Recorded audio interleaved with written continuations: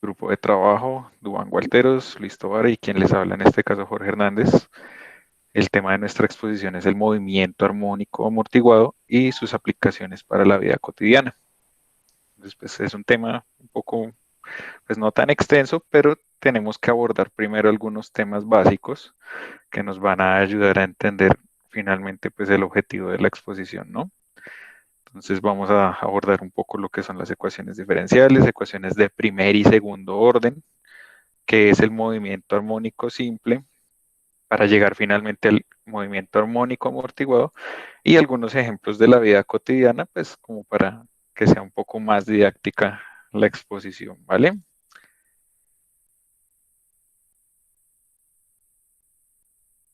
Pues quisiera empezar con una pequeña definición de lo que es el movimiento armónico amortiguado y quiere decir que una partícula o un sistema que posee un movimiento oscilatorio constituye un oscilador. Si sobre ese oscilador no actuase ninguna fuerza de rozamiento, este oscilaría de forma indefinida, es decir, se quedaría ahí en un círculo permanente. Sin embargo, en los movimientos oscilatorios se producen pérdidas de energía debidas a fuerzas disipativas que amortiguan, más conocidas como fricción.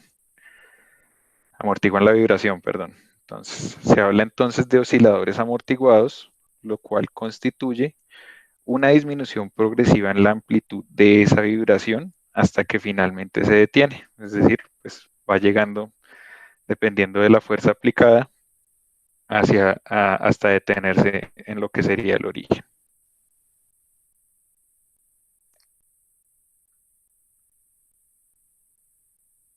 Dale, Luis. Buenas noches, compañeros, ¿cómo están? Bien. Em, ¿Qué son las ecuaciones diferenciales?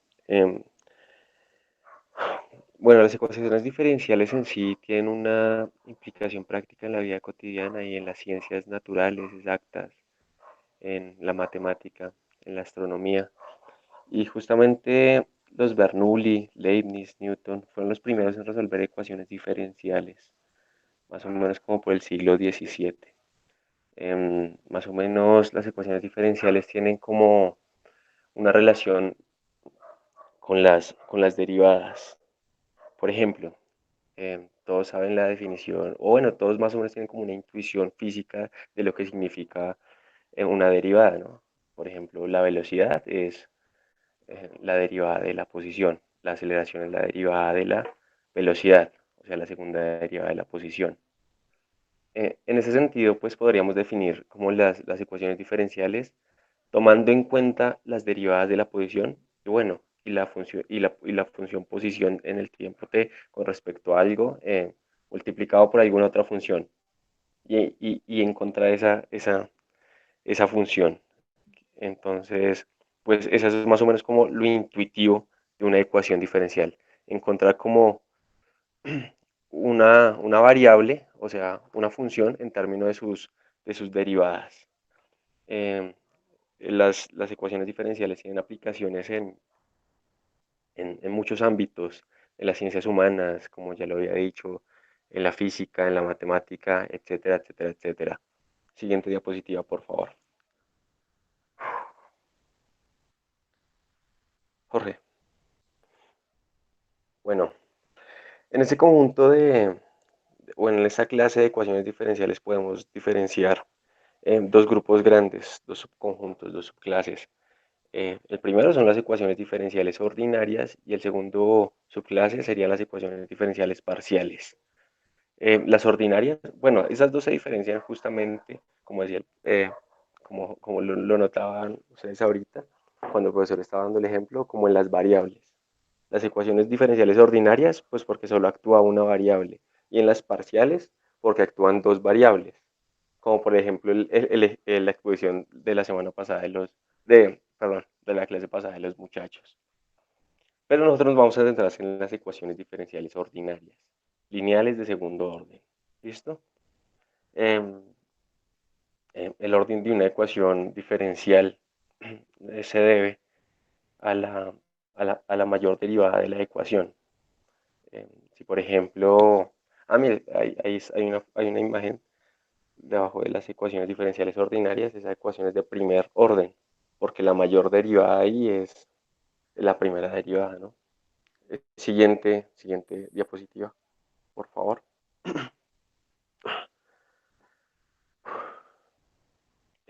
Bueno, bueno, las ecuaciones lineales diferenciales de primer orden. En la parte superior derecha había puesto yo como unos ejemplos de unas ecuaciones lineales de primer orden. Arriba está la ecuación y' más seno de xy igual a tangente de x. Esa es lineal de primer orden.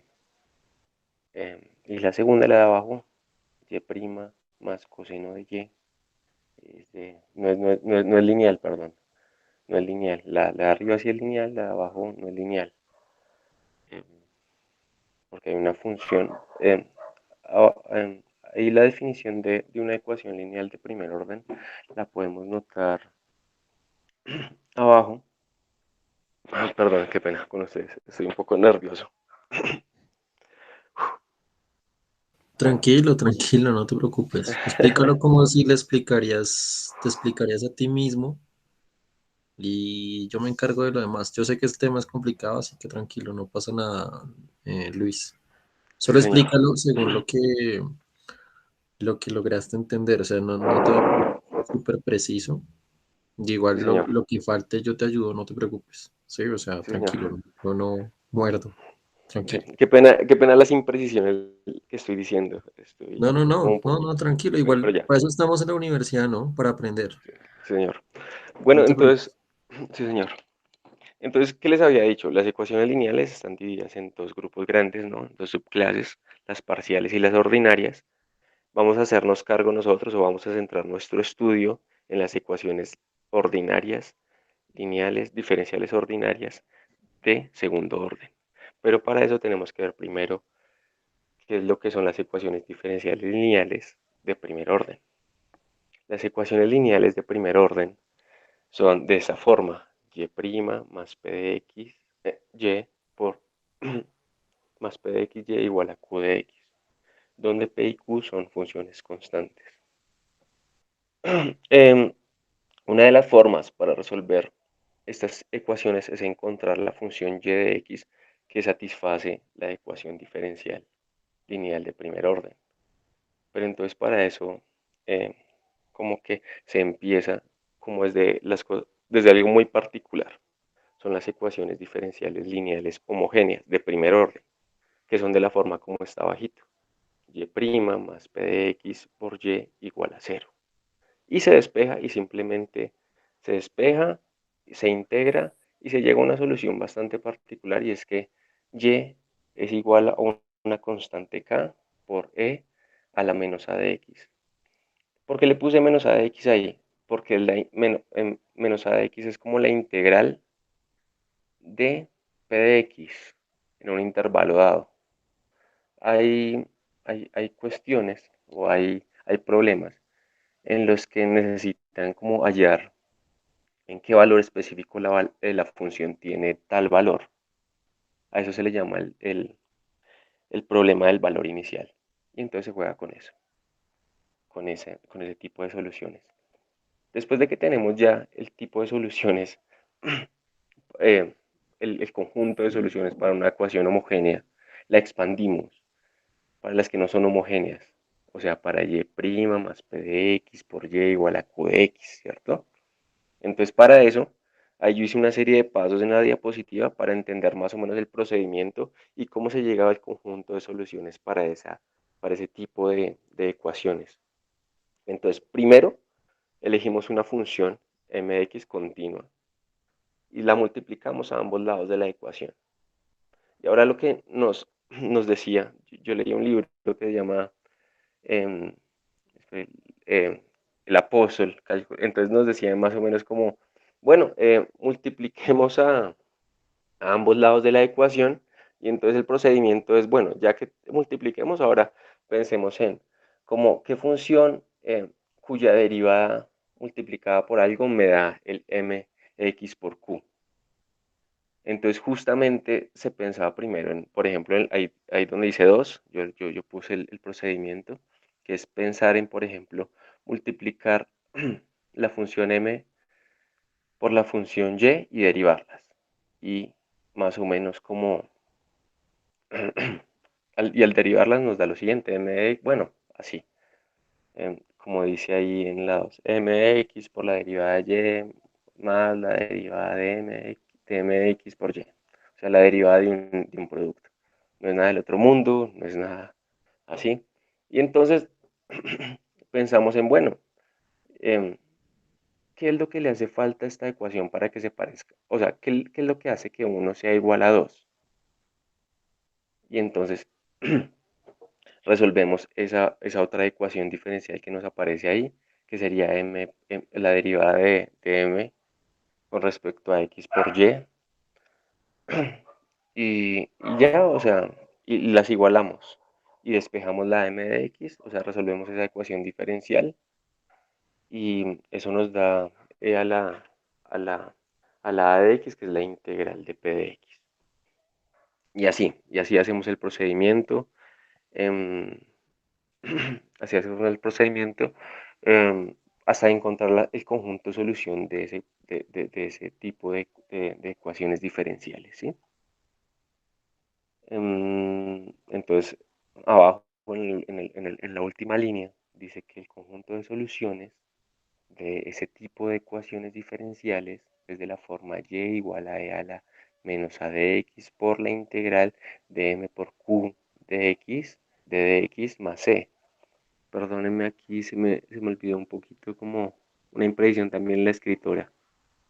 Pero pues esa es la intención, ¿sí? Como, bueno, tenemos una ecuación homogénea, despejamos o bueno, hallamos ese tipo de soluciones particulares para ese tipo de ecuaciones y después expandimos la definición a un tipo de ecuaciones no homogéneas.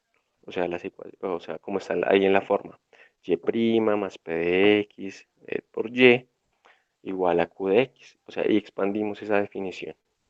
Em, em, ¿Qué más puedo decir ahí? No, siguiente diapositiva. Empecemos con la siguiente diapositiva. Em, aquí las ecuaciones diferenciales de segundo orden.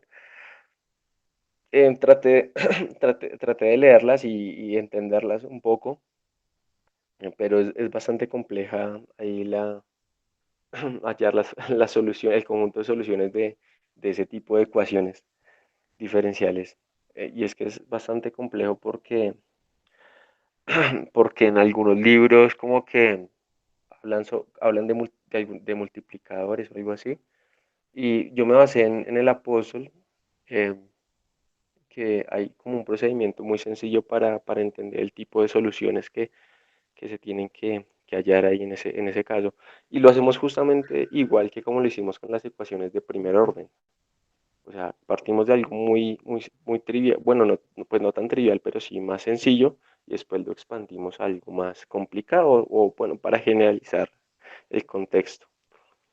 Entonces, una ecuación diferencial de segundo orden es como la forma que está ahí. O sea, la segunda derivada de y más p de x por y' más q de x por y igual a r de x, donde las funciones que acompañan a las y son funciones continuas en un intervalo dado. Y entonces, como yo les decía, empezamos desde cosas muy particulares y muy más sencillas que lo general. Entonces se considera primero ecuaciones homogéneas, pero más sencillas, o sea, como tipo bueno, es el ejemplo. Y' más b por y es igual a 0, donde puede ser.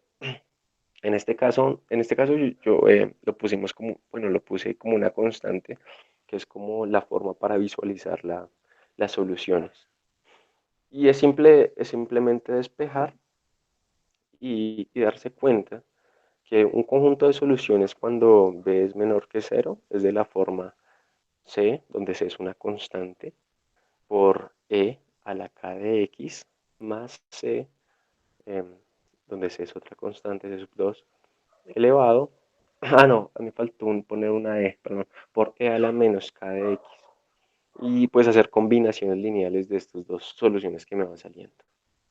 Y por otro lado, cuando el b es mayor que cero. Cuando b es mayor que cero, pues podríamos hacer el mismo proceso y despejamos la y doble prima y nos damos inmediatamente cuenta. Estas soluciones salen más que todo como inmediatas, son inmediatas. La derivada de e a la 1 k de x, pues fácil, k por e a la k de x, y así sucesivamente. Y darse cuenta también que pasa lo mismo cuando b es mayor que cero, que salen de manera inmediata. Y jugar con ese tipo de soluciones, si me voy a entender, hacer combinaciones lineales. Por ejemplo, bueno, ahí dice, y doble prima es igual a menos, bueno, en el caso de que es mayor que cero, y nos damos cuenta de que si hay que cambiar el signo, o sea, si vuelvo a derivar, me va a volver a cambiar el signo. Y esas funciones como que son como cíclicas, ¿sí me voy a entender? Entonces podemos decir que, bueno, nos damos cuenta inmediatamente que puede ir por el lado de coseno y por el lado de seno. Claro, porque la derivada de coseno es menos seno. Y la doble derivada es menos coseno. Y así sucesivamente. Y nos damos cuenta que el signo va cambiando. Y entonces nos damos cuenta que para ese tipo de soluciones, entonces, que es igual a C sub 1, una constante, ¿no? Por coseno de K por X. Más C sub 2 es otra constante, más seno de K por X. Hacer combinaciones lineales de este tipo de soluciones que me van saliendo. Y entonces ya tenemos más o menos como una bolsa, ¿cierto? De soluciones para el tipo de ecuaciones diferenciales lineales de segundo orden. Ahí yo había puesto una imagen ahí de teorema. No me voy a entrar en detalle porque la verdad es bastante como, bueno, se me hizo bastante como complicado entender un poco ese tipo de soluciones. Pero bueno, eh, teniendo en cuenta eso, vamos a, vamos a poder desarrollar pues cierto grupo de ecuaciones, de problemas que se nos presenten. Y afortunadamente, por ejemplo, el movimiento armónico amortiguado constituyen este tipo de problemas físicos, bueno, este tipo de ecuaciones, perdón. Las son ecuaciones diferenciales de segundo orden, lineales, pero sus coeficientes son constantes. Entonces, pues ya tenemos ahí una caja de soluciones y solo es jugar con eso, como con el que nos están pidiendo y nada, ir y hacer el proceso tal y como está. Próxima diapositiva, Jorge, por favor.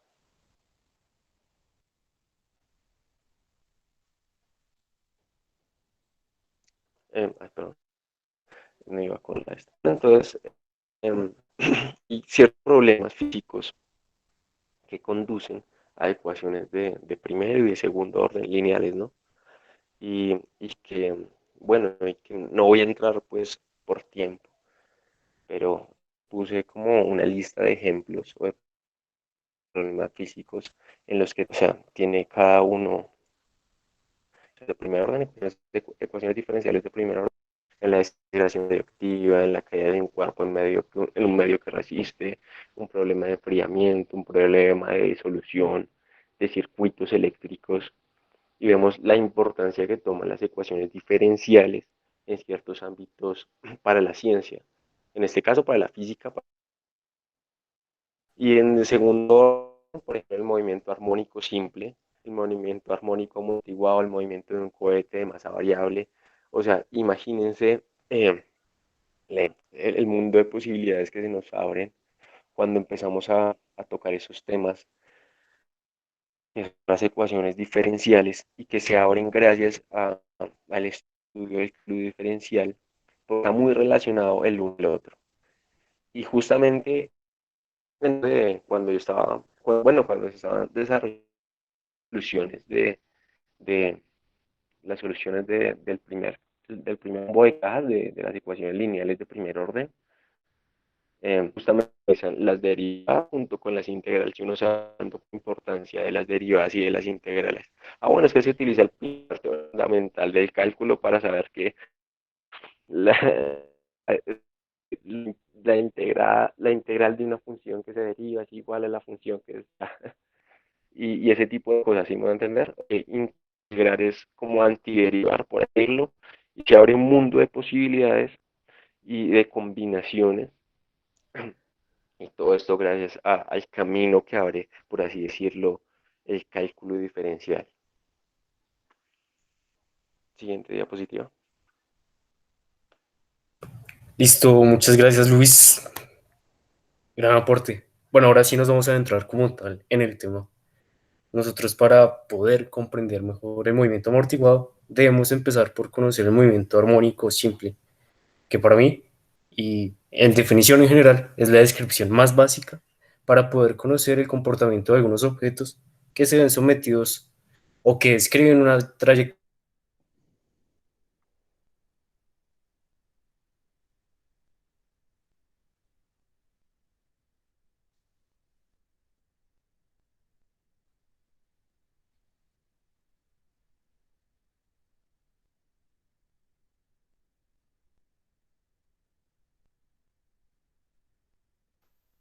Duan, ¿estás ahí? Uy, profe, creo que se le fue el audio.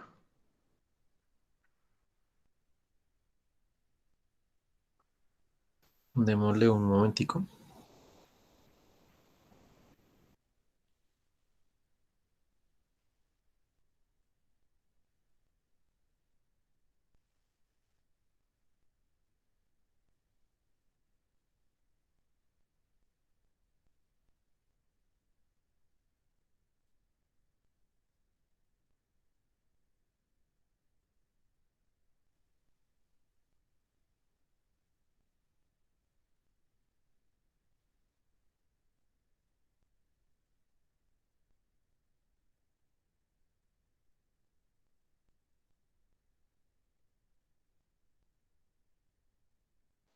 Ya le dije que se conectara y se desconectara y se volviera a conectar.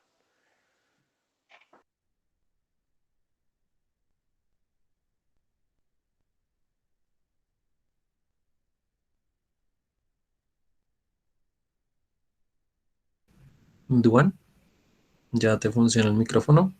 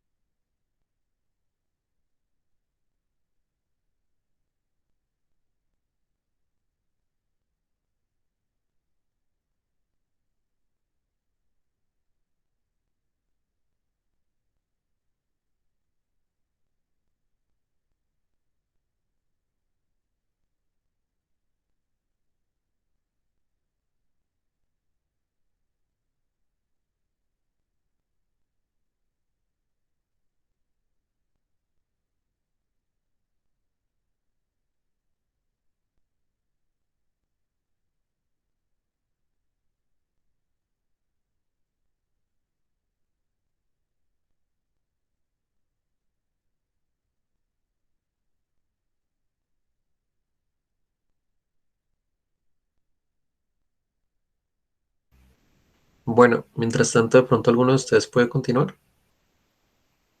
Mientras tanto, Jorge, si quiere, dale voz. ¿Sí? Más Sí, o menos. profe. Pues sí, realmente lo que va el tema que iba a exponer mi compañero Duan es que antes de entender lo que es el movimiento armónico amortiguado, debemos entender qué es el movimiento armónico simple. Listo, Ah, qué pena, se les perdió el tiempo. Retomemos. hágale, hágale. Oye, Morphy, en serio. Bueno, quedamos en que pues describe una trayectoria de movimiento periódico. Si vuelvo, no es mucho lo que pues desarrollamos. Esto es sujeto pues a que el objeto debe encontrarse en posición inicialmente pues de equilibrio, ¿no? Muy importante, posición estable de equilibrio. Más adelante lo desarrollaremos. En base a esta pequeña definición, pues nos servirá para comenzar a deducir todos nuestros análisis, ejemplos, aplicaciones y algo de las ecuaciones. Siguiente diapositiva, por favor. ¿Qué se necesita para ser considerado un movimiento armónico simple? 1. El sistema tenga un solo punto de equilibrio estable. Para esto tengo un contraejemplo para aclarar muy bien. Cuando hablamos de un punto de equilibrio estable, quiere decir que el sistema siempre va a buscar ese punto de equilibrio estable, siempre va a pasar por él. Tenemos movimientos armónicos. ¿Sí me está escuchando, profe? Sí, sí, sí. Listo. Sí, sí, Tenemos te movimientos escuchamos. tenemos movimientos periódicos, más no quieren decir que pues puedan definirse bajo esta condición de armónico simple, como por ejemplo tener una cuerda y ponerla a girar horizontalmente. ¿Sí? La fuerza centrífuga va a hacer que nuestra cuerda se mantenga erguida, ¿no? Pero al comenzar a disminuir la velocidad, esta cuerda va a comenzar a buscar su punto de equilibrio. De ahí partimos, de ahí deducimos de que nuestro movimiento periódico no estaba bajo esta consideración. Lo segundo, que la posición en función del tiempo describe una sinusoide. Ya todos sabrán más o menos, tienen una noción de qué es una sinusoide. Estos movimientos trazan arcos y para poder entender mejor cómo traza este tipo de función, vamos a reemplazar la posición en función ya no de tiempo, sino en la longitud de un eje Y. ¿Listo? X va a ser nuestro rango por el cual siempre pues, va a oscilar nuestra masa, nuestro objeto.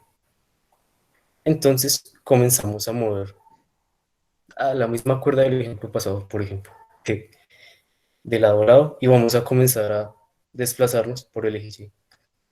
Imaginariamente, pues ahí estaremos trazando algo muy, muy fácil que ya hemos trabajado muchísimas veces, que son las funciones seno y coseno. Estaremos trazando ondas.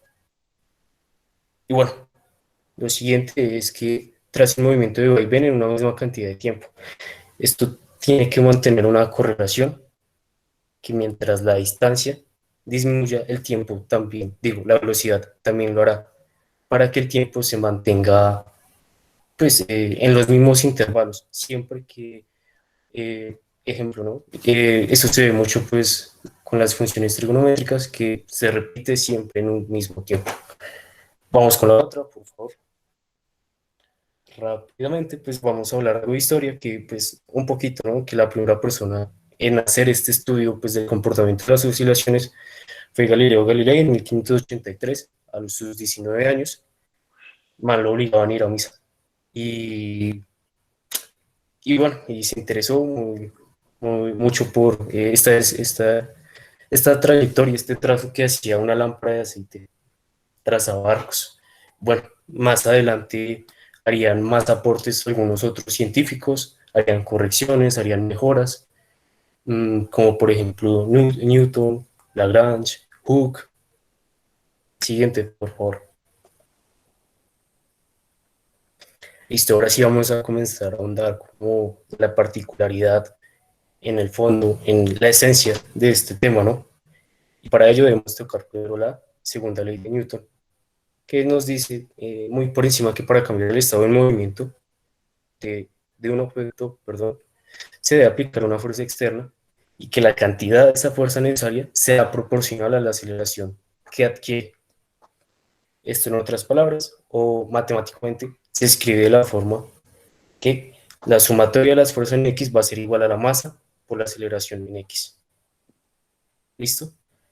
La fuerza con la que iniciamos va a ser menos K por X, porque es negativa, menos K por X.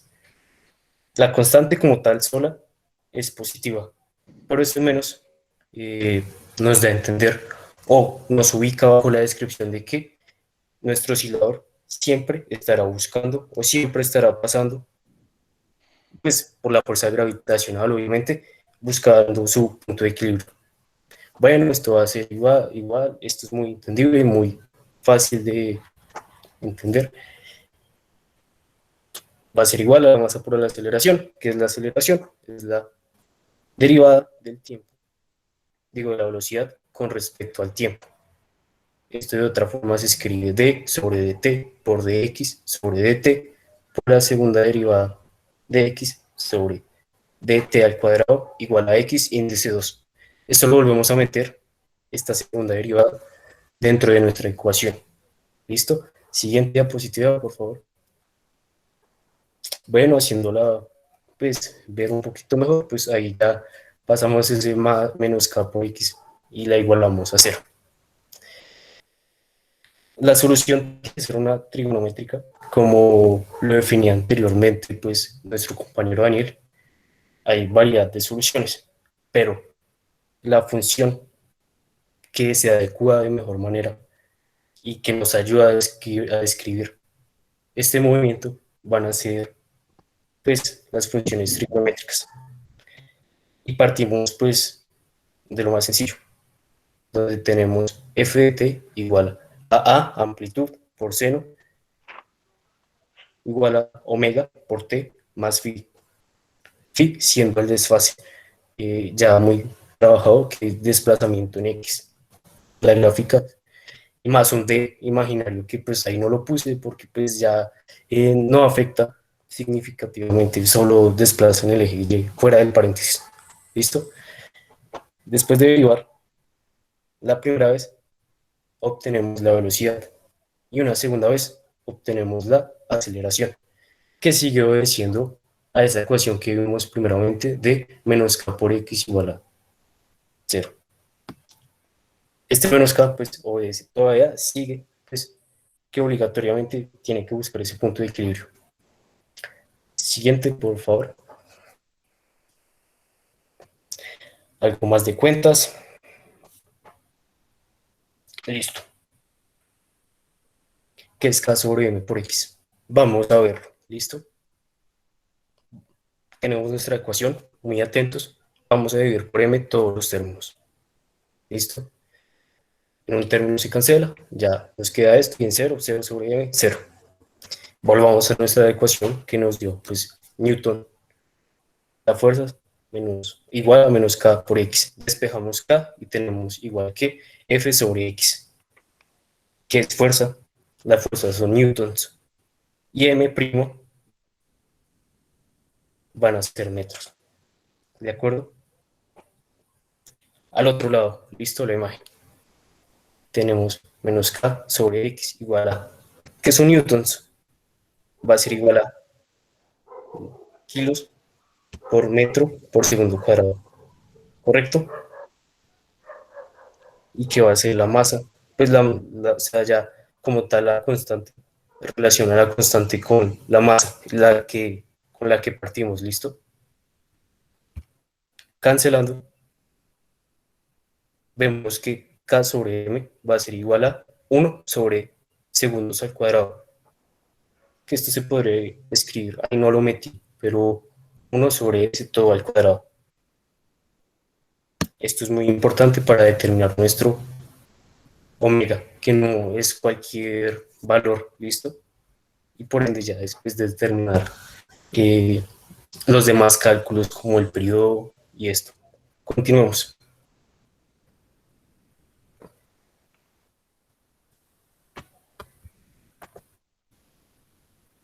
Listo, esto fue lo que hallamos, ¿no? La frecuencia angular se denota con la letra F y se define como el número de ciclos por la unidad de tiempo que realiza en un movimiento periódico. Ojo a esto, pues ya aclaraciones de más por fuera. Pues concluyendo, más bien diría yo, el movimiento armónico simple es un movimiento, como ya lo había mencionado de otro compañero, idealizado. Describe, pues, se ve muy limitado porque solo describe, pues, movimientos en intervalos de tiempo pequeños. También, pues, no entra en juego las fuerzas no conservativas, no entra en juego tampoco la energía mecánica, o más bien se asume dentro de este movimiento que la energía mecánica es constante. Siguiente diapositiva, por favor. Bueno, ya cosas que nosotros ya hemos trabajado, pero ya por último volver a mencionar, a retomar un poquito. Una oscilación describe un trazo repetido en torno a una posición central. como en toda función trigonométrica, periódica, se repite, siempre va a pasar por ceros, su amplitud, etc. Siguiente, por favor. Entonces, ya empezaríamos a meter mano, agradeciendo primero a Duan la explicación en lo que es el movimiento armónico amortiguado. ¿Qué tenemos acá? Es básicamente algo muy, muy parecido a lo que acaba de exponer Duan, con la diferencia que cuando hablamos de movimiento armónico amortiguado, sí se consideran las fuerzas de fricción y disipativas, las cuales permiten que una vez entregada la energía al sistema, ésta pueda devolver esa energía mediante la fricción.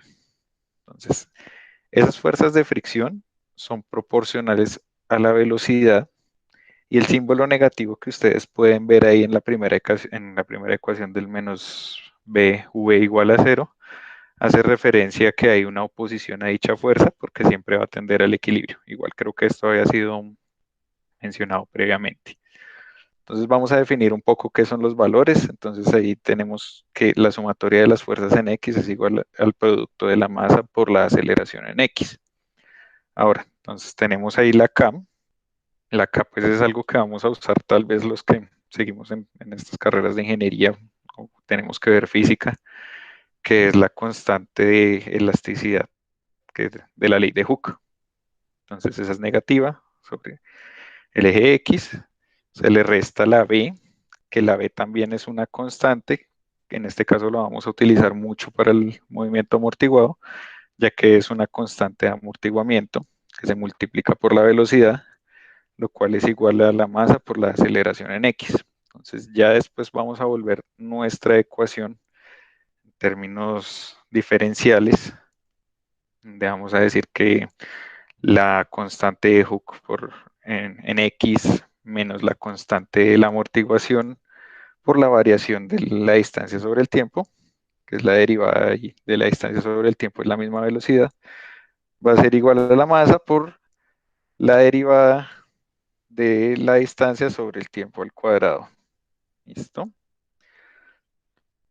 Entonces, básicamente esa es nuestra ecuación, pues ya después viene la simplificación, que es igualar la ecuación a cero para poder llevar a cabo los cálculos.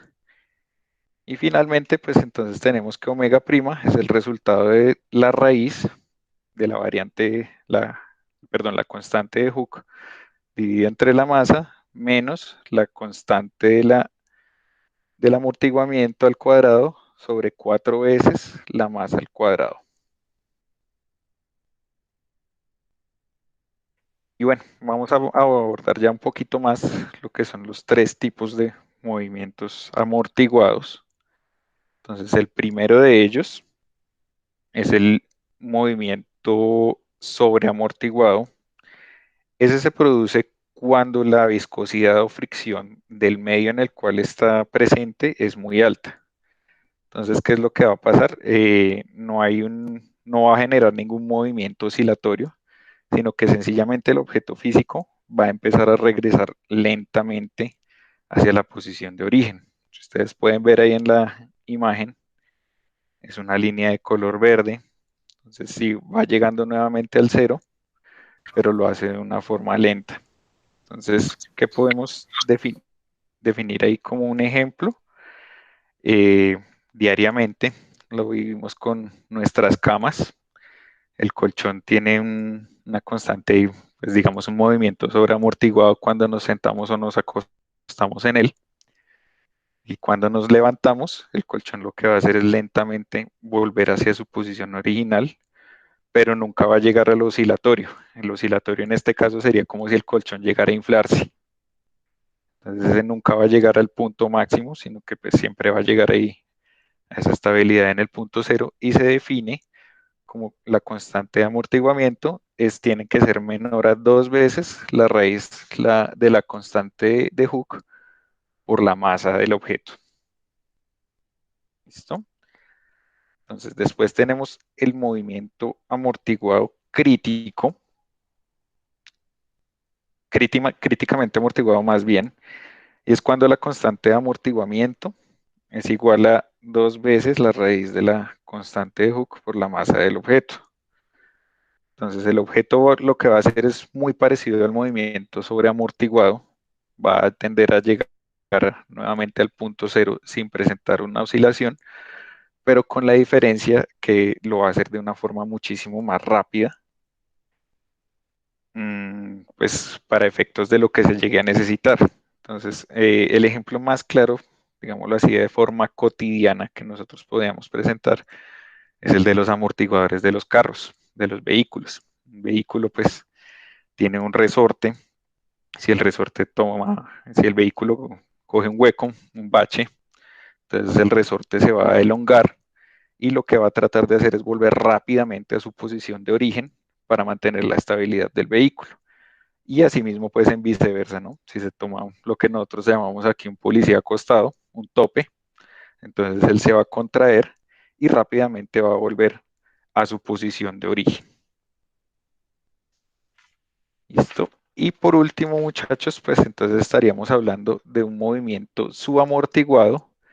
Se define cuando la fuerza de fricción es menor que la fuerza restauradora, en la cual este objeto va a oscilar, como les decía, pues no va a llegar al punto de origen, sino que también va a llegar como un punto negativo y va a empezar así a subir y lentamente va a alcanzar el equilibrio. Todo esto depende pues de la fuerza que se le aplique en un comienzo. ¿Cuál es el ejemplo cotidiano que nosotros podríamos hablar como, y hasta de forma divertida? El salto bungee.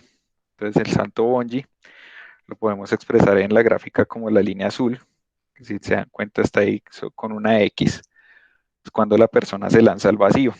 Entonces va a llegar a un punto en el que la cuerda se va a estirar más de lo que es su tamaño original, que es su máximo de elongación, y nuevamente la persona va a retroceder y va a volver a subir y lentamente va a empezar a alcanzar el equilibrio, que es la posición inicial de la cuerda.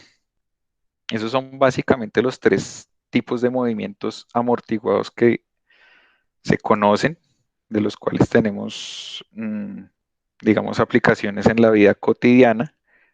Para las personas que estudian electricidad y electrónica o que tienen que ver en algún momento circuitos también, el movimiento amortiguado crítico se va a presentar en los circuitos RL y RLC. Y listo. ¿Esa que ibas a decir, Duván, de la energía mecánica? Listo. No, muy sencillo, muy evidente y les voy a sumar un poquito más de ejemplos. Pues que las fuerzas no conservativas influyen considerablemente pues, entre más amortiguado, digamos sobreamortiguado, mejor dicho, tenemos y la tendencia es que la energía mecánica decaiga muy rápido sin alcanzar a oscilar. Esto podríamos deducirlo más o menos que es la gráfica de una energía, digo, de un sistema amortiguado que sea, mm, perdón, que se pueda decir que sea subamortiguado, sí, que tenga una contrafuerza, sí, con respecto a la fuerza restauradora. Eh, Algunos ejemplos, ahondamos en esto porque esto nos sirve la descripción de ciertos comportamientos, como por ejemplo la escala de Richter.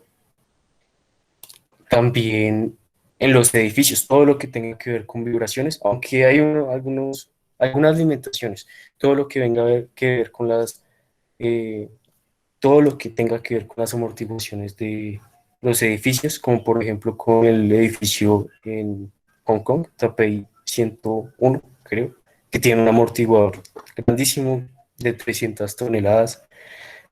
También con respecto a toda esa maquinaria pesada, pues de las demoliciones, de demoliciones y eso. Mm, no sé qué más. Siento que se me está También, escapando algo. A ver, compañero. también en los puentes, sobre todo, pues uno de los puentes más famosos del mundo, el Golden Gate, tiene amortiguadores, precisamente porque constantemente se está ejerciendo una fuerza hacia abajo que es nada más el peso de los vehículos que están transitando sobre él. Cuando una superficie de esas es rígida, pues va a tender a fragmentarse. Entonces, ¿por qué se ponen esos amortiguadores? Para que justamente esas oscilaciones disipen esa energía y no se transforme pues en las grietas que uno vería, por decirlo así, en las calles, sino que el puente pues sí, da la sensación de que uno se está moviendo, pero al final de cuentas él lo hace para que esa energía, pues reitero, se disipe y no actúe sobre la superficie.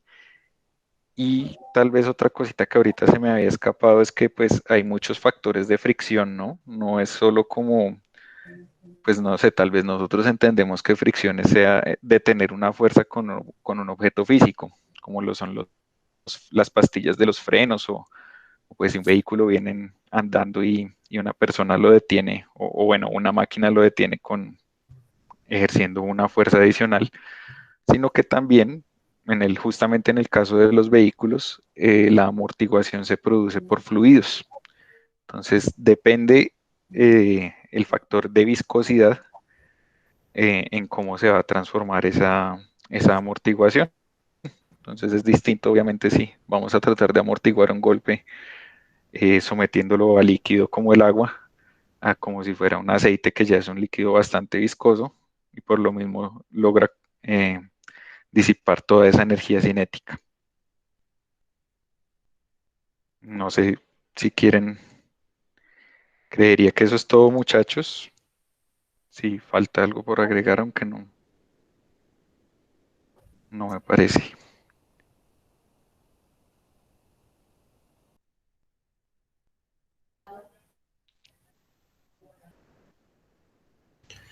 Vale, chicos, muy bien, muy bien, muy bien. Los felicito. Noté que les costó bastante, Sí, ¿cierto? la- Costó bastante. Creo que en la parte de las ecuaciones diferenciales de segundo orden, es claro que entender el método les va a quedar difícil porque están en un cálculo diferencial. Eh, es natural, pero pues digamos que cuando lleguen allá y vean los métodos y demás, ya lo podrán asociar mucho mejor. Digamos que esa es la intención de un proyecto de estos. Tampoco es que yo me voy a poner ser muy rígido con que resuelvan muy bien el método de la ecuación diferencial. Digamos que esa no es tanto la idea, sino que vean las aplicaciones del cálculo diferencial. Esa es la importancia aquí detrás. Ya aprender el método, pues todo es un proceso y ya habrá su momento en el que comprendan mejor qué es lo que se está haciendo, por qué se utiliza el método del Wronskiano, y lo que utilizaba Duan al principio, que era multiplicar por el m, pues ese m es lo que se llama el factor integrante. Y bueno, todo el método, de pronto en la escritura por ahí hay ciertos detalles que hay que pulir, ¿cierto? Jorge Andrés, de cierta manera vi que muchas cosas que de pronto a Duván se le saltaron, vi que las aclaraste, como por ejemplo que era eso del K, la K por X, ¿no? La constante de elasticidad, la ley de Hooke, que pues de cierta manera es bueno que se observe en el resorte, ¿cierto? En el movimiento armónico simple.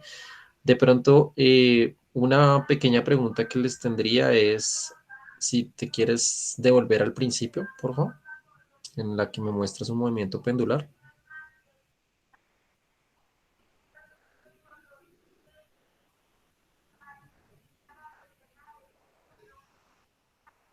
Está bien al principio.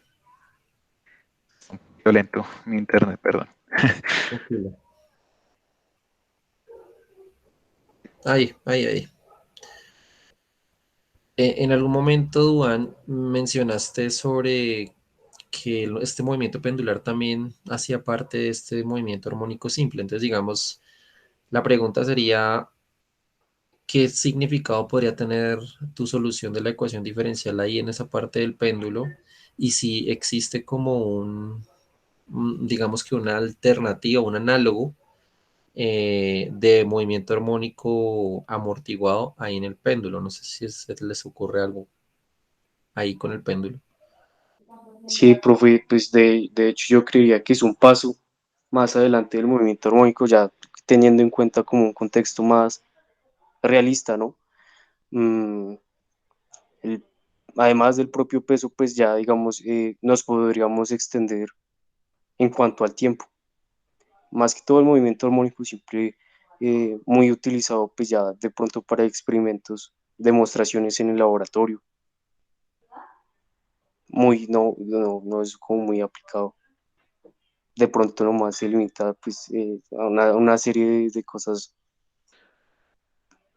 Pues ahí lo que pasaría es que el movimiento está, digamos que es lo que se llaman en condiciones perfectas, ¿no?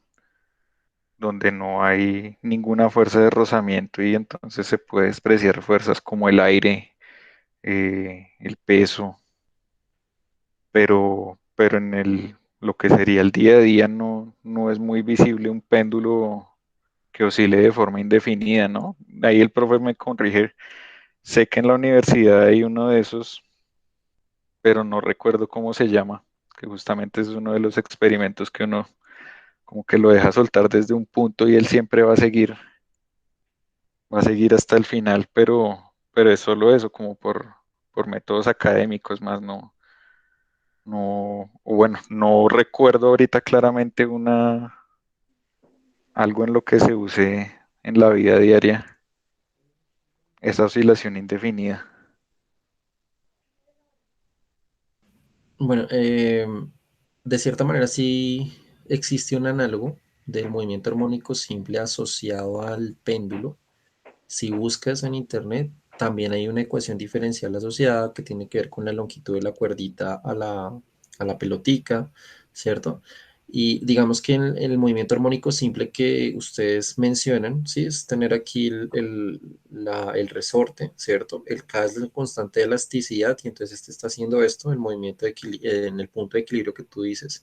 Pero digamos que aquí en el movimiento pendular, ¿qué sucede? Pues tú estás resolviendo una ecuación diferencial en la que quieres saber cuál es la posición en cada momento del tiempo. La posición de esta pelotica que está amarrada al resorte, ¿no?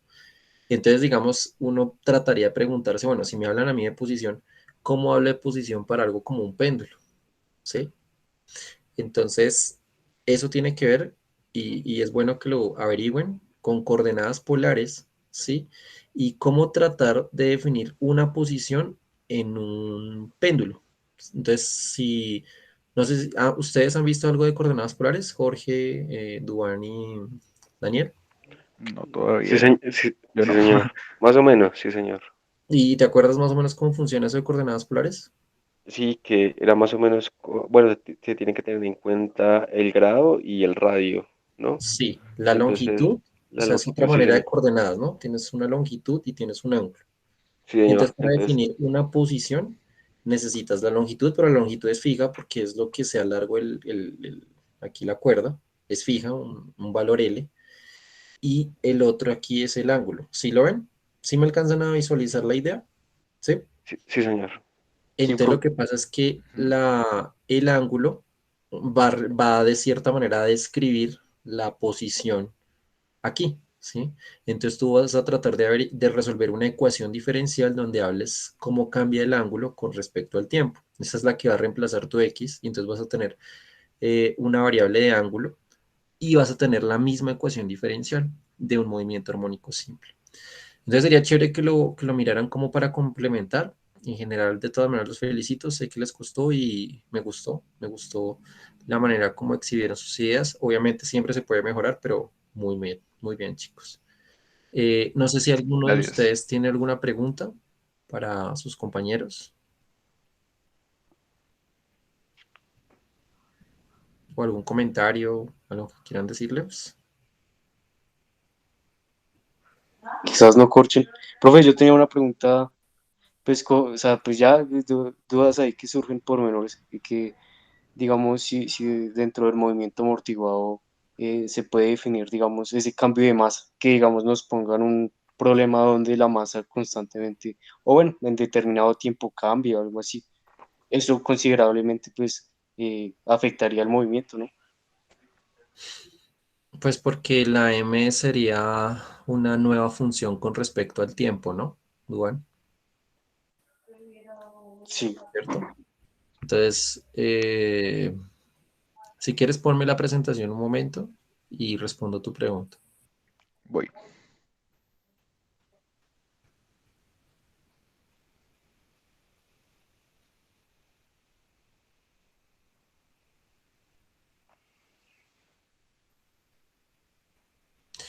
Colócame la parte donde ustedes explican los tipos de ecuaciones diferenciales de segundo orden.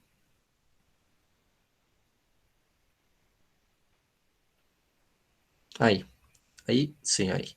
Sí, es que es como y segunda derivada más p por x más y prima más q de x por y igual a r de x. ¿Sí? ¿Sí la ven?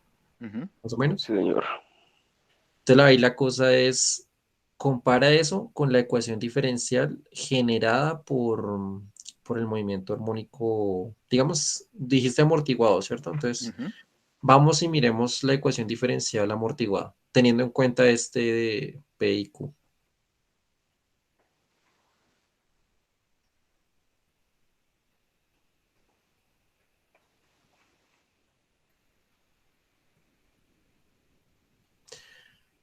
Listo. Entonces, piensa que M es una función, ¿sí? Un M es una función que varía con respecto al tiempo, ¿sí me entiendes? Entonces, en el momento de resolver, te toca usar, o sea, ¿qué es lo que sucede? La ecuación diferencial que ustedes están resolviendo es cuando en la que explicaron allá, el P, el Q y el R son números, son constantes. ¿Sí? ¿Sí? ¿Me hago entender? Sí, señor. Porque Ujú. son valores físicos fijos que tienes ahí. Pero si tú me pones un contexto en el que la masa cambia, no necesariamente tiene que ser este, puede, de pronto existe alguna cuestión física ahí en el que la masa cambia, no sé, mete relatividad. Entonces, tendrías que entrar a resolver la ecuación diferencial por el método que se llama, bueno, tienes que resolverlo por el método con el Brownian. Búscalo, si quieres te escribo por acá cómo es el nombre. O sea que, profe, una pregunta. O sea que ya los coeficientes no serían constantes, ¿no? Sería ya una No, función. serían funciones, sí. Ah, ok, sí, señor. O sea, tú puedes tener ecuaciones diferenciales en que los coeficientes que acompañan a, a estas que son las Las derivadas. derivadas podrían ser funciones. Tú puedes tener modelos de ecuaciones diferenciales en los que ahí esos coeficientes sean funciones. Por eso es que cuando miramos allá, colocaban un p de x, pues estáis diciendo que tienes una función p que depende de x, ¿cierto? Entonces, en este caso, pues la pregunta que hace Duan tendrías una masa que dependería del tiempo, ¿sí? ¿Me entienden? Y así habrían muchos modelos, pero eso sigue siendo una ecuación diferencial de segundo orden y ordinaria, no es parcial, porque parciales si hubiera más derivadas, ¿no? Como la que mostraron ahí al principio, que era la ecuación de Laplace, que era la suma de las segundas derivadas igual a cero. Sí, señor. Entonces, o hay otra que cuando no es igual a cero, sino es igual a una función, entonces es la ecuación de calor. Y así hay muchas consideraciones. Entonces,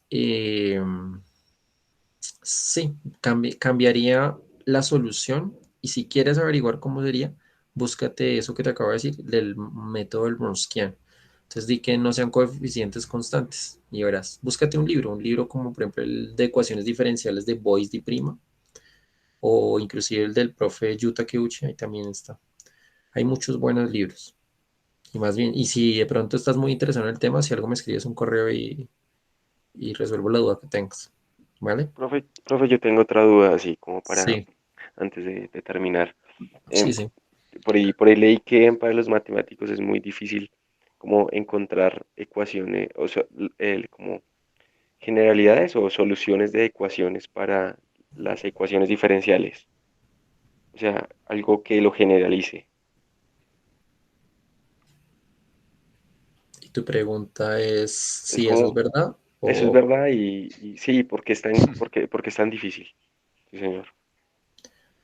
Sí, bueno, lo que pasa es que después de este curso de cálculo diferencial viene un curso que es el de cálculo integral, ¿sí? Que como ya sus compañeros dijeron, hay una cosa que es el teorema fundamental del cálculo, que de cierta manera me fundamenta decir que la derivada, la integral es como una especie de antiderivada, ¿cierto? ¿Qué quiere decir? Quiere decir, por ejemplo, que si yo estoy buscando una función cuya derivada sea tal función, ¿sí? Yo trato como de devolverme. ¿Me entiendes, Daniel? Sí, la primitiva, ¿cierto? Exacto, la primitiva. Pero entonces, ¿qué es lo que pasa? No todas las integrales las vamos a poder hacer. A integrar, de hecho, si uno mira, por ejemplo, el mundo de todas las integrales posibles, las que nosotros podemos hacer por métodos así rudimentarios, elementales, analíticos, es un fragmentico muy diminuto, muy poquito, o sea, son muy poquitas las integrales que nosotros podríamos hacer. Entonces, digamos que cuando uno va a resolver una ecuación diferencial, tiene que pasar por las integrales, ¿sí me entiendes, Luis? Sí, señor, sí, señor. Como que estás obligado a pasar por las integrales, Sí, porque pero si hay integrales que no puedes hacer, eso es complicado, ¿ves? sí, señor. Si yo quiero resolver la ecuación diferencial, pero en el método que me enseñan, tengo que pasar por cálculo integral. Y la integral que me sale es una cosa ahí que no sé cómo resolver. Entonces, frikis, ¿sí? ¿Se deja así? No, no se deja así. Lo que se trata de hacer es que transformas la ecuación diferencial en lo que se llama una ecuación en diferencias finitas. Mm. Sí, no sé si ese nombre lo habían escuchado, se los voy a escribir. Ecuación en diferencias finitas. Ahí está el nombre, si les interesa. Entonces, lo que sucede es que, a ver, cuando usted resuelve un problema que es continuo, un problema continuo es como tener un fluido, ¿cierto? Un líquido que se está moviendo así, ¿verdad? Pero piense lo siguiente, si usted tiene un flujo que tiene que ver con el agua y se mueve así nomás, y aparte tiene un flujo, pero es un flujo de carros, vehículos, que están todos separados. Digamos que los dos flujos se comportan igual con respecto a las partículas. No, porque aquí las partículas son carros y aquí las partículas son las del agua, ¿me hago entender? O las del fluido. Pero aquí todo está como muy unido, ¿sí me entiendes? ¿Sí? Sí, señor. Como hacer, como partirlo, algo así, como dividirlo en... Sí, como que aquí estamos como por puntos separados. Y aquí esto es un fluido, ¿cierto? Aquí todo es continuo, todo es pegadito, el agua es pegadita, pegadita, las partículas están muy unidas, o por lo menos a vista humana están unidas, ¿cierto? O por ejemplo, no es lo mismo que yo tenga la recta así completica, a que yo tenga puntos ahí pegaditos, pero no tanto, ¿cierto? Son Sí, dos señor. cosas diferentes. Entonces lo que se trata de hacer es transformar la ecuación diferencial que va a resolver un problema continuo en una ecuación en diferencias finitas que va a resolver un problema que se llama discreto. Discreto es eso, que tiene los puntos separados. ¿Sí me entiendes? Sí, señor. Y entonces, cuando transformas esta ecuación diferencial, que de cierta manera es continua, en un problema que es de ecuaciones en diferencias finitas, que es un tema discreto, acá es otro mundo que utiliza métodos muy parecidos a los que hiciste, los que tienes acá, ¿sí? Y digamos que están muy asociados a lo que ustedes van a hacer en sus carreras. Por ejemplo, ahora, algún momento, digamos, Jorge, que creo que tú estudias ingeniería electrónica, ¿no? Entonces, Sí, es señor. posible que en algún momento tengas que usar cosas de teoría del control. Y entonces en teoría del control o en alguna de esas materias de matemáticas avanzadas, de pronto, verás cosas que ayudan a resolver ese tipo de particularidades, como mm, no sé, de pronto la transformada Z, sí, la transformada Z sirve para resolver ecuaciones en diferencias finitas también. Y así, o sea, digamos, métodos para tratar de resolver ecuaciones diferenciales que son muy complicadas, entonces lo que hacen es como diferentes formas. Una manera es eso, es convolver el problema continuo en un problema discreto. Otra manera es más bien tratar de colocar restricciones sobre el problema. Entonces, por ejemplo, la del péndulo esta en algún momento aparece una función seno. Entonces la función seno para resolver esa integral es como imposible. Entonces más bien lo que hacen es tratar de acotar la solución en un intervalo pequeño en donde seno se parece mucho a la función x. Y entonces con x de pronto sí se puede hacer, ¿sí me entiendes? Entonces son métodos ahí analíticos en los que de pronto se puede tratar de resolver, pero para eso es que se utiliza matemática un poco más avanzada. Por ejemplo, resolverlos con lo que se llama la transformada de Laplace o resolverlos con otra que se llama la transformada de Fourier, y así. Porque una transformada de Fourier convierte una ecuación diferencial en una ecuación algebraica. O sea, así como cuando uno estaba en el colegio uno resolvía la ecuación ax al cuadrado más bx más c igual a cero. Pues aquí uno tenía la ecuación diferencial normal y aquí me la transformó en una ecuación algebraica. Entonces de pronto esto sea más fácil de trabajar. Y así hay métodos analíticos para resolver ecuaciones diferenciales que usted no puede hacer, muchos. Pues digamos, si les interesa ese tema, también es muy chévere. No sé si tienen más preguntas, alguna cosita. Las preguntas eran para ustedes, pero bueno. No, profe, muchas gracias por las aclaraciones. Ujú. Muy bacano el tema. Sí, bueno, la idea es que les haya gustado, que no haya sido una tortura, sino que los haya motivado un poco. Espero que se haya cumplido. Sí, más con las aplicaciones cotidianas, sí. Es Sí, lo que... sobre todo las que nos diste, Jorge. Muy bien. Gracias aquí por ayudar. Muy bien. Listo. Ok, gracias, chicos. No sé quién sigue. De pronto Santiago.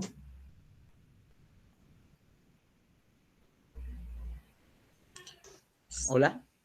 Hola. Ya, un momento. Dale, dale. Ah, bueno, al fin no supe si alguno de sus compañeros les iba a hacer preguntas. ¿No tienen preguntas, muchachos? Yo, yo pregunté que cuáles eran sus preguntas para sus compañeros y me las hicieron fue a mí. ¿No? ¿Ustedes no tenían preguntas para ellos? Ve, les quedó súper claro. Muy bien. Listo, Santiago. Entonces, todo tuyo. Ok. em, va.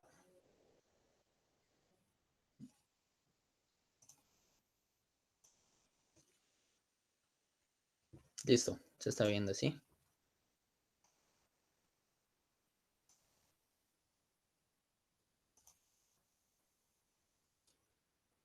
¿Me escuchan?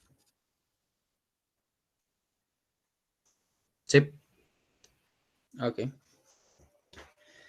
Bueno, el tema que me tocó a mí fueron los multiplicadores de Lagrange en la teoría del consumidor.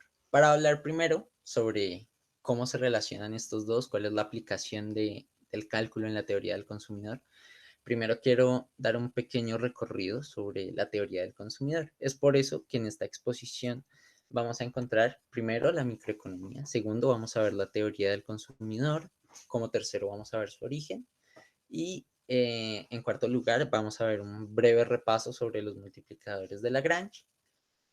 En el quinto vamos a concluir cómo se relacionan y vamos a realizar un ejercicio muy cotidiano relacionado a la economía, un ejercicio muy básico, pero que nos va a ayudar a entender un poco mejor el concepto. Ok, entonces, la microeconomía. La microeconomía es una parte de la economía que se encarga de estudiar el comportamiento económico de los agentes individuales. ¿Cuáles son los agentes individuales? Los compradores, las empresas, los trabajadores y los inversores. Asimismo, como cada uno de ellos se interrelaciona en el mercado. ¿Qué es un mercado? El mercado es un proceso que ocurre cuando hay personas que actúan de compradores y cuando hay personas que actúan de vendedores. Todo esto con el fin de realizar un intercambio. Tradicionalmente se solía llamar mercado al sitio físico donde ocurrían todas estas interacciones. Debido al avance de la tecnología, ya no es necesario un espacio físico como tal. El primer mercado de la historia ocurrió con el trueque y con la aparición del dinero se crearon códigos económicos que fueron de gran ayuda para la creación de las empresas. ¿Vale? Dentro de las ramas de la microeconomía, de las que les voy a hablar hoy, es de la teoría del consumidor. La teoría del consumidor es una rama de la microeconomía que se encarga de entender y analizar las decisiones del consumidor a la hora de realizar sus compras y cómo consiguen satisfacer sus necesidades básicas obteniendo la utilidad máxima. La utilidad es básicamente el placer. ¿Ok? Perdón. Dentro de la teoría del consumidor se pueden encontrar tres suposiciones que van a entender el comportamiento de la raza humana. El primero es la suposición de la utilidad máxima. Esta nos habla de que no importa cuánto, de que todos los individuos realizan sus compras basados en un cálculo previamente hecho y este cálculo lo único que busca es que le va a dar más satisfacción al individuo. El segundo principio es el principio de la no satisfacción. Este nos habla de que lastimosamente no importa cuánto se compre, cuánto se consuma, nunca se va a estar completamente satisfecho. Y el tercero es el de utilidad marginal decreciente. Este nos habla de que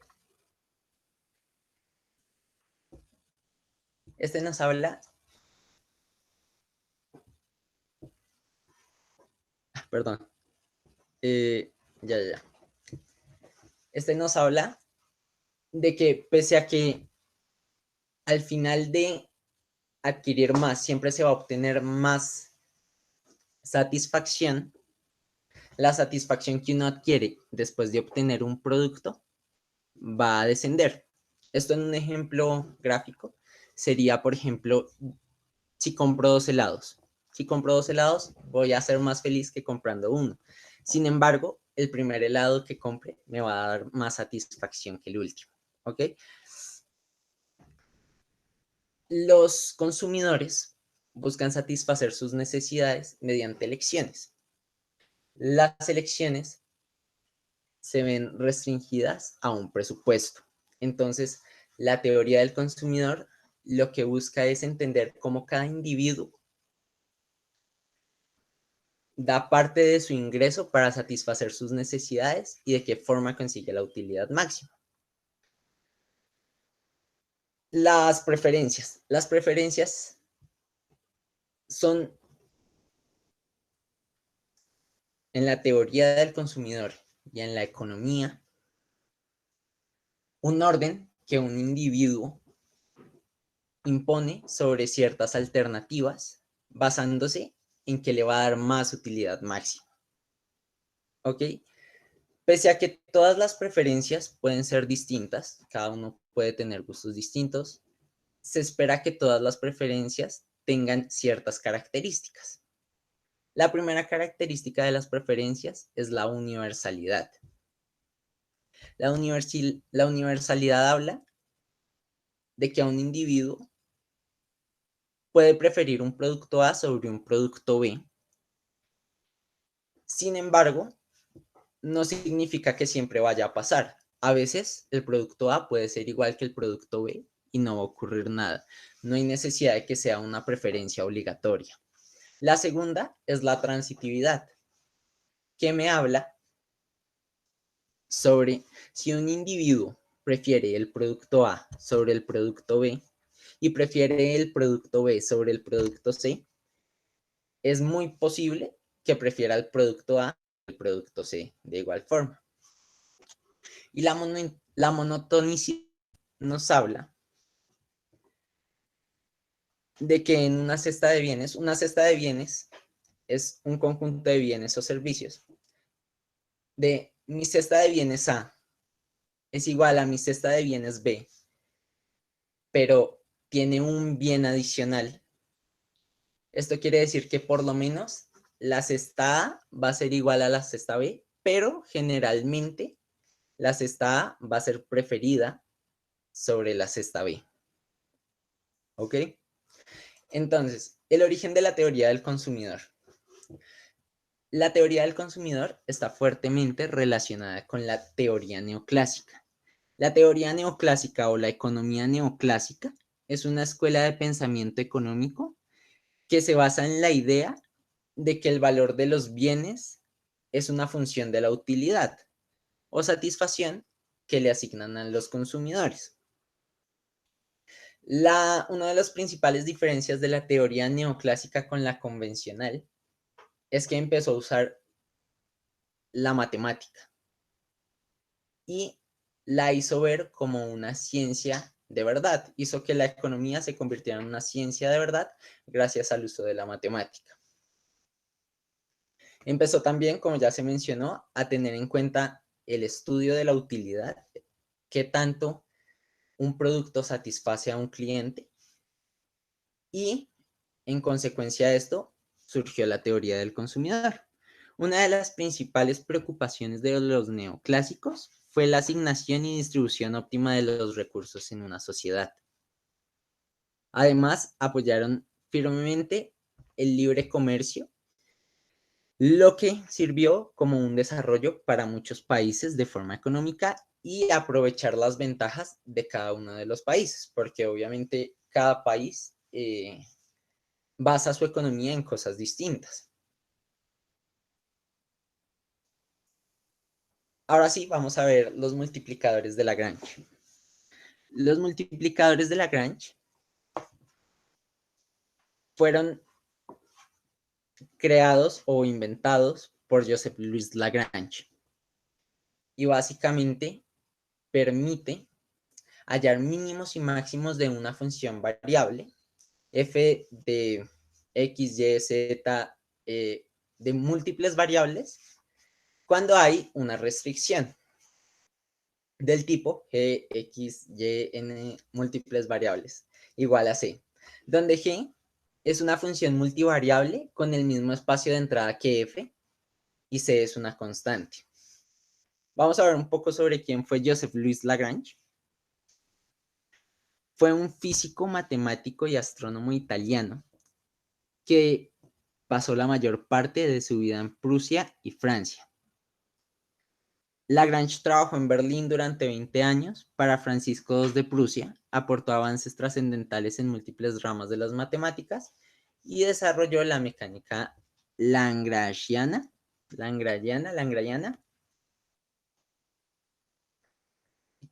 que sirvió de apoyo para múltiples trabajos en la astronomía. Bueno, para finalizar, ¿en qué se relacionan los multiplicadores de Lagrange con la teoría del consumidor? Bueno, como pudimos ver y como se puede apreciar, la economía, empecemos por la economía, porque los multiplicadores de Lagrange no solo sirven en la teoría del consumidor, sino son de gran ayuda para un economista. La economía busca optimizar los recursos que son escasos. Lagrange, con los multiplicadores de Lagrange, permite hallar mínimos y máximos. ¿Esto qué nos dice? Que nos va a permitir solucionar problemas de optimización de una forma más sencilla. Ahora, en la teoría del consumidor, lo que busca es ayudar al consumidor a optimizar su utilidad máxima. ¿Ok? Vamos a ver un ejemplo. Vamos a realizar un ejemplo. Acá tengo ya el ejemplo preparado. Un momento para empezar a escribir.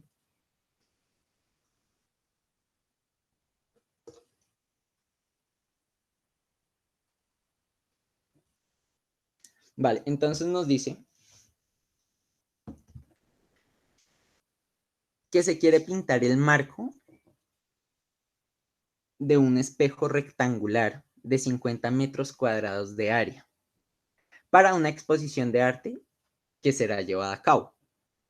Para los lados horizontales se va a usar un color morado, la cual tiene un precio de $20 el metro. Y para los lados verticales se va a usar una pintura azul que va a tener un precio de $31.25 el metro. Entonces, hay algo que debemos aclarar. Bueno, nos piden solucionar cuál es la mejor forma de distribuir esto, cumpliendo la restricción que es el área del espejo. Entonces, primero tenemos que aclarar que como vamos a trabajar con distancias, X tiene que ser mayor a 0 y Y tiene que ser mayor a 0. Y ambos pues van a ser tratados en metros para omitir las letras. Primero vamos a empezar hallando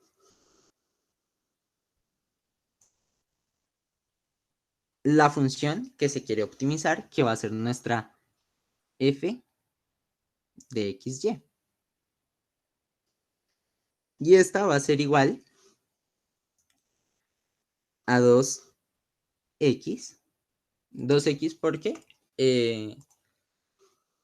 pues el espejo tiene dos lados, ¿no? Entonces se necesita hallar cada uno de los lados. 2x por 20, que sería el costo de lo que cuesta la pintura, más 2y igual los lados del espejo, por 31.25, que es el costo de la pintura azul. Entonces tenemos que esto va a ser igual a 40x más 62.5y. Perdón.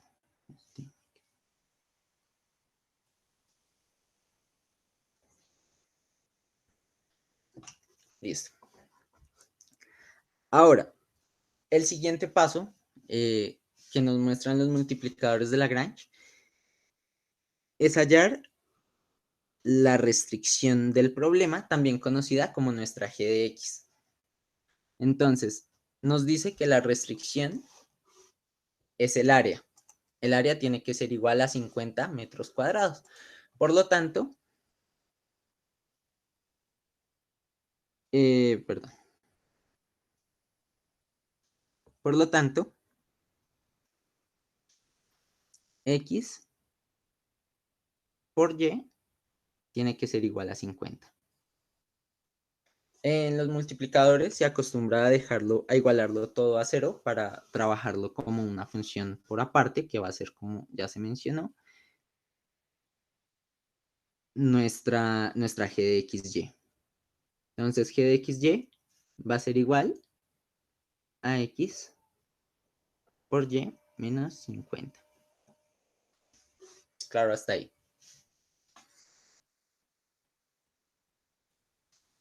Ahora, ya teniendo ambas funciones, f de x y g de xy, lo que tenemos que hacer es aplicar el método de los multiplicadores de Lagrange. Para esto vamos a primero recordar la fórmula general que habla de que el gradiente de f de xy tiene que ser igual a lambda, que es el número de los multiplicadores de Lagrange que vamos a usar en este caso, por el gradiente de g de xy. ¿Listo? Entonces, recordemos que el vector gradiente está formado por las derivadas parciales. Esto quiere decir que esto sería igual a derivada parcial de f de xy en x y derivada parcial de f de y. Igual, entonces acá vamos a hacer lo mismo. Derivada parcial de g de xy en x y derivada parcial, perdón, derivada parcial de g de x y en y. Lo siguiente que podemos hacer es realizar la multiplicación acá de vectores y tendríamos entonces que f de x derivada de f de x derivada de f de y es igual a esto.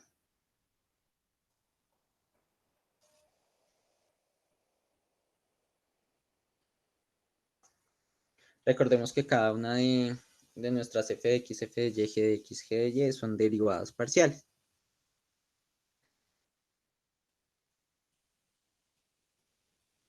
Si mantenemos la igualdad de vectores, vamos a poder decir entonces que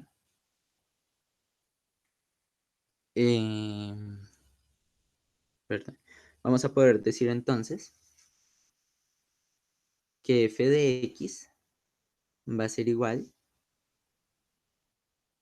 a lambda por g de x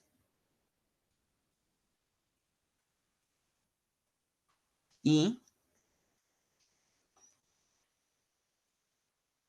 f de y va a ser igual, me falta un lambda,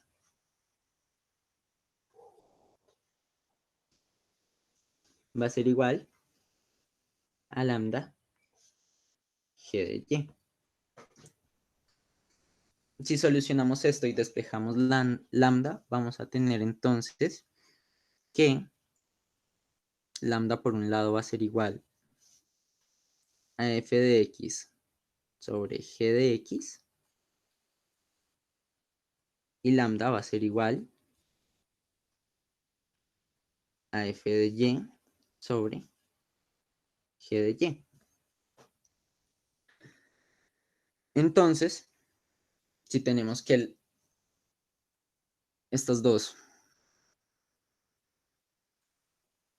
perdón, entonces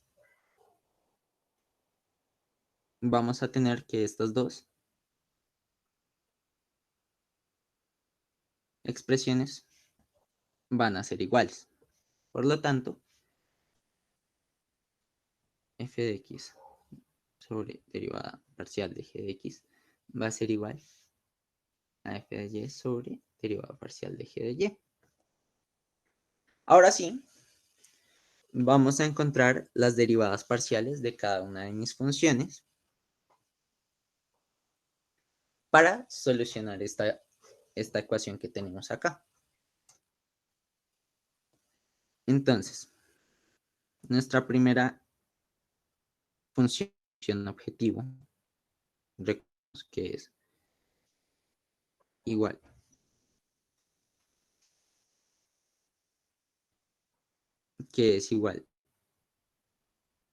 a 40x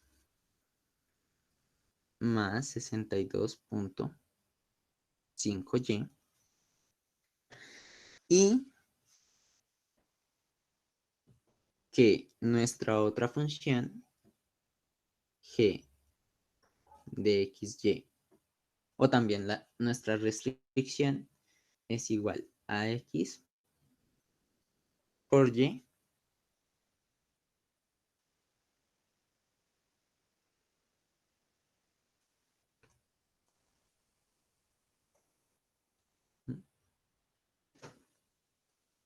entonces vamos a derivar primero, vamos a encontrar nuestra derivada parcial de f de x y en x y vamos a tener que es igual a 40. Y nuestra derivada parcial de f de xy en y va a ser igual a 62.5. Vamos a separar esto.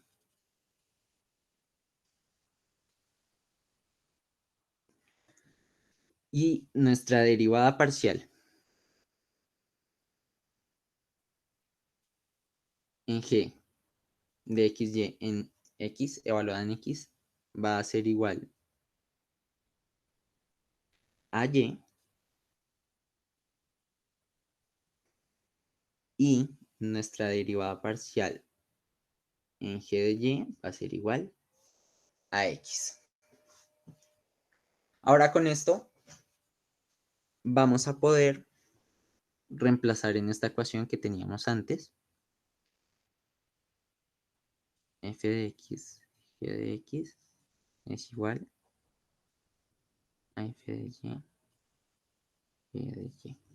Entonces tenemos que derivada parcial de f de x. Entonces tenemos que derivada parcial de f de x es igual a 40. Entonces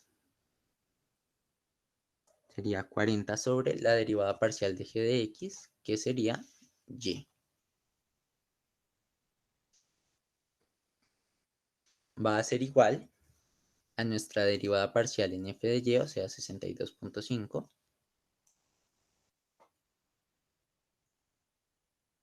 Entre nuestra derivada parcial de g de y, que va a ser x. Perdón por esto.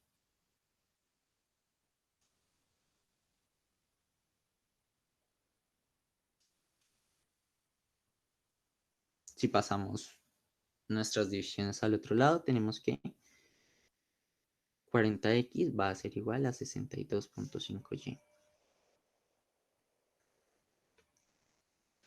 Y ahora vamos a tomar esta ecuación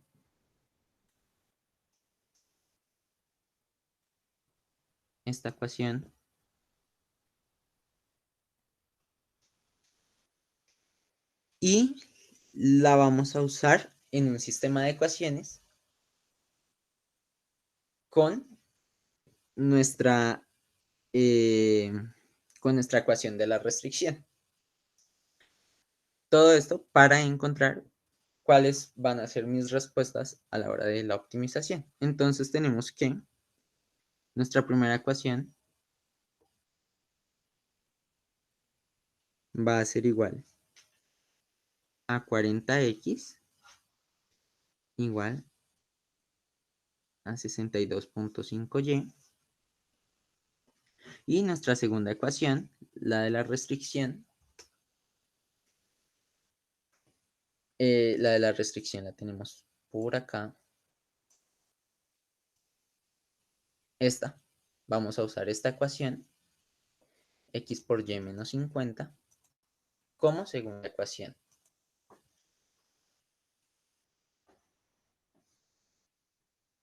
Menos 50 igual a 0. Entonces, vamos a resolver el sistema de ecuaciones.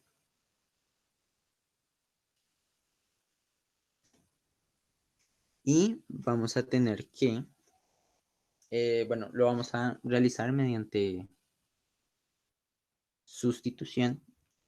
Vamos a solucionar la primera. Vamos a tener que x es igual a 62.5 entre y la vamos a reemplazar en nuestra segunda ecuación. Entonces,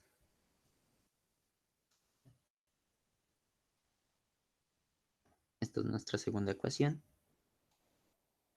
X por y menos 50 igual a 0. Recordemos que x va a ser igual en este caso a 62.5 entre 40 y por y menos 50. Esto nos va a dar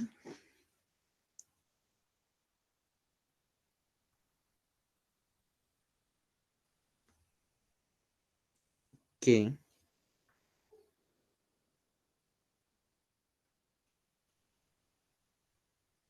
62.5 entre 40 por y al cuadrado menos 50, perdón, menos 50 es igual a 0.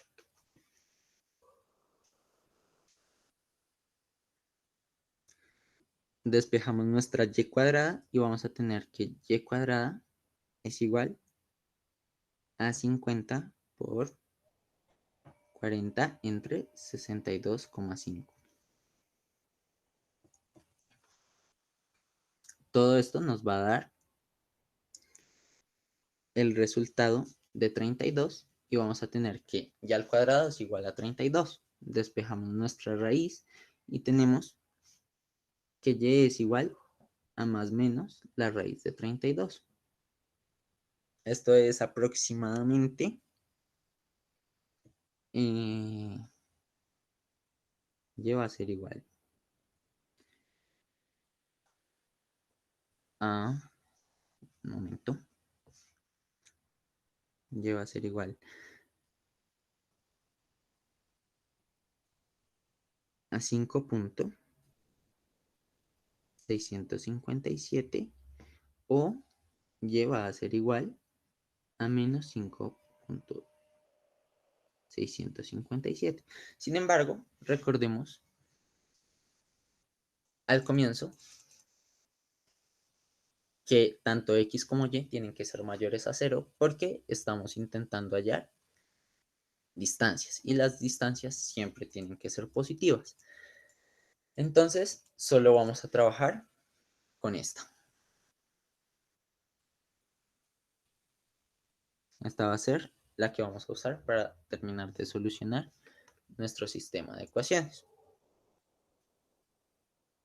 Entonces, tenemos que vamos a trabajar únicamente con y igual a 5,657.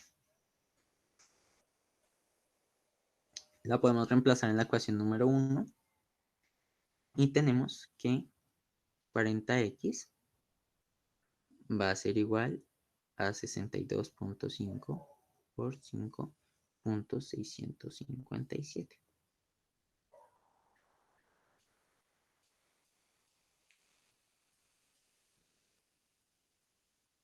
Esto nos va a dar que 40x es igual a 353,5625. Despejamos x, 353 entre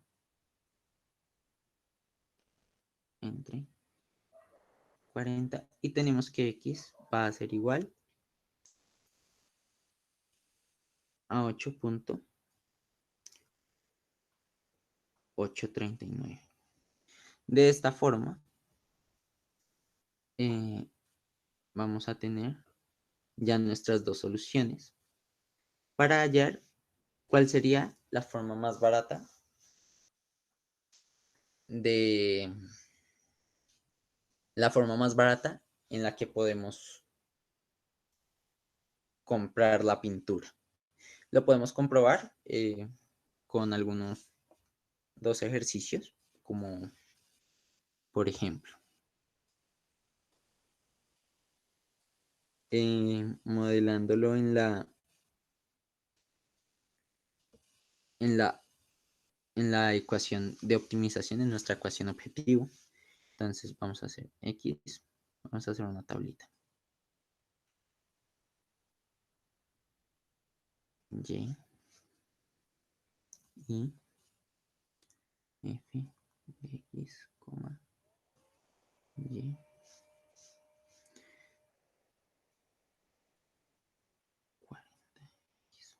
más.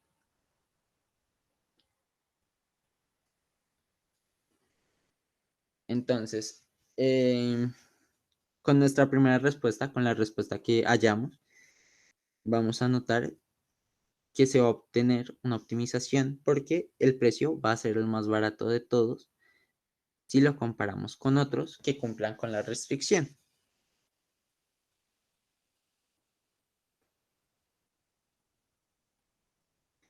Entonces, esto sería igual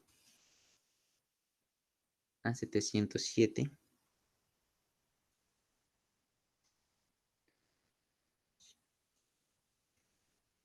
$25. Y por ejemplo, otra que cumpla con la restricción, recordemos que nuestra restricción la voy a anotar por acá, en azul puede ser, que nuestra restricción tiene que ser X por Y tiene que ser igual a 50. Entonces, puede ser 10 por 5, por ejemplo, otra que podamos trabajar para comparar los precios y así demostrar que los multiplicadores de Lagrange ayudan a la hora de encontrar optimización en problemas de economía. Si lo modelamos, vamos a tener que cuando X y Y valen 10 y 5 respectivamente, el precio en dólares va a ser 712.5. Y listo. Eso sería todo. Muchas gracias.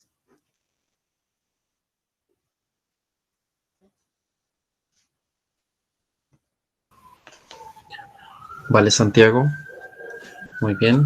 Eh, ¿Me permites un momentico la pantalla? ¿No la vas a quitar, por favor? Señor, ¿Me podrías compartir en un segundito la pantalla una vez más? claro que sí.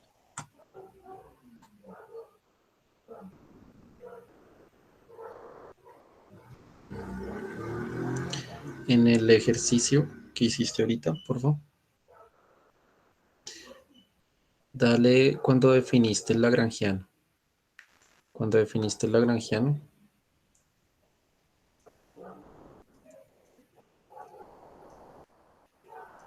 Espera. Por acá.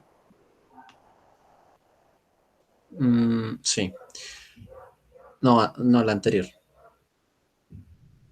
Sí tuviste anterior. No, la 2. No, la 2 solo definí Tienes la la lagrange. 2, es esa. Listo.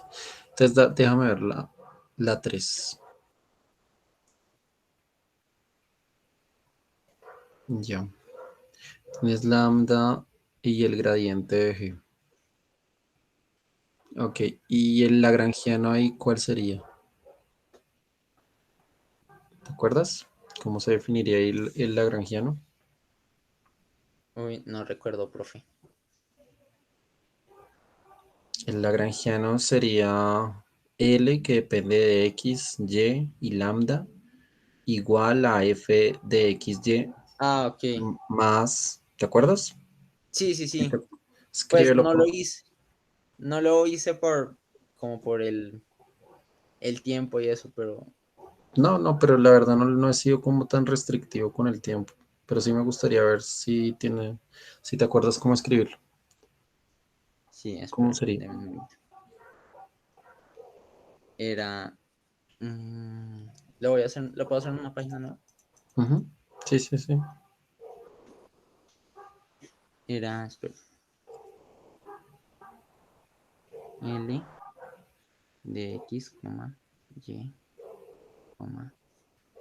lambda igual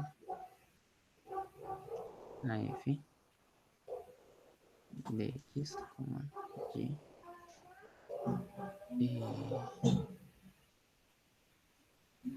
Era más o menos lambda de X, profe, no recuerdo acá qué signo iba.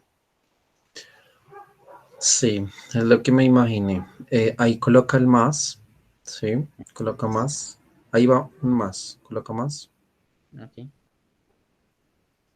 Pero entonces, debes recordar que cuando uno hace lo del lagrangiano, tiene que derivar el lagrangiano con respecto a X, con respecto a Y y con respecto a lambda. ¿Sí me entiendes? Ok, sí. Entonces lo que pasa es que cuando defines ahí el lagrangiano, te está haciendo falta algo. Y es que tienes que hacer lambda, abres paréntesis, ¿sí? Abre paréntesis ahí. Sí. G de XY y tienes que colocar menos 50, porque esa es la La restricción. constante. Ujú. Ok, sí. Sí, o sea, ahí hace falta g de xy menos, digamos, el 50 en tu 50. ejercicio.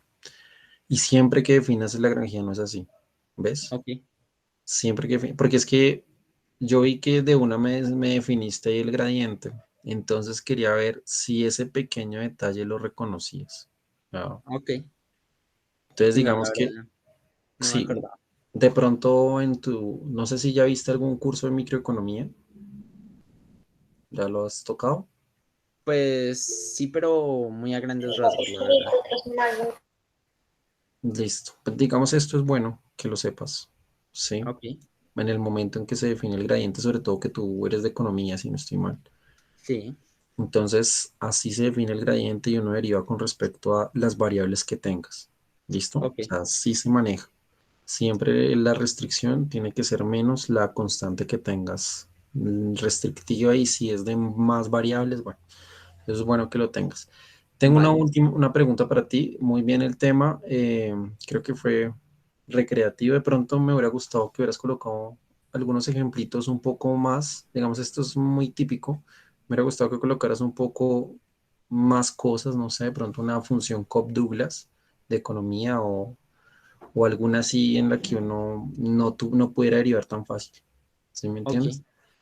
De vale. pronto una función Cobb-Douglas en economía que son muy útiles. Sería muy archivo chévere que lo mencionaras. En cualquier libro de microeconomía está.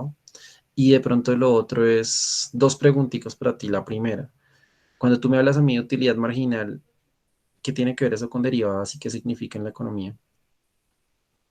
Bueno, la utilidad marginal. Primero está la utilidad máxima. Y la utilidad máxima se representa con una función eh, más o menos, si no recuerdo, creo que es así, o sea. La utilidad marginal a lo que se refiere es a la utilidad que se consigue después de que se adquiere el primer bien. Por eso es que la curva va así, porque me va a permitir, o sea, a ver, espero organizo las ideas. Porque a medida que voy adquiriendo cosas, la utilidad que voy adquiriendo va bajando. Entonces, por ejemplo, para la utilidad me podría permitir saber cuál fue, perdón, cuál sería la recta tangente en algún punto de la curva y qué tanta utilidad me podría dar o qué tanta utilidad adquiero después de comprar ciertos productos. Pero ahí el eje X, ¿qué es? Y el eje Y, ¿qué es? El eje X es la cantidad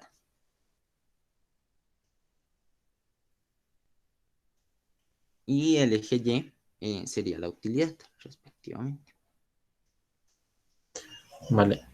Y según ese orden de ideas me dijiste que entre más cantidad, mejor utilidad o menos utilidad. O sea, entre más cantidad, en, si lo vemos desde un punto de vista general, voy a obtener más utilidad. Sin embargo, a medida que empiezo a comprar cosas, esa utilidad que voy consiguiendo va bajando, decrece. ¿Sí me hice entender? Sí, y en ese dibujo lo que veo es que siempre está creciendo, entonces ahí como dices lo que disminuye. Pues es que este es el de la utilidad. Ujú. La utilidad marginal tiene una curva como así, espere a ver si es como así, más o menos. Y entonces, igual, esta sería la cantidad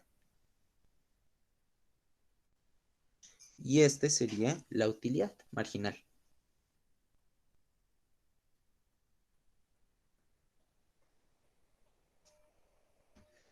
Entonces, a medida que voy comprando bienes, mi utilidad va a ir bajando. Perdón.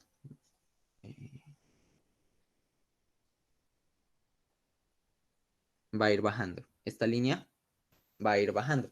Sin embargo, en un punto de vista general, a medida que yo compro cosas, mi utilidad va a ir subiendo.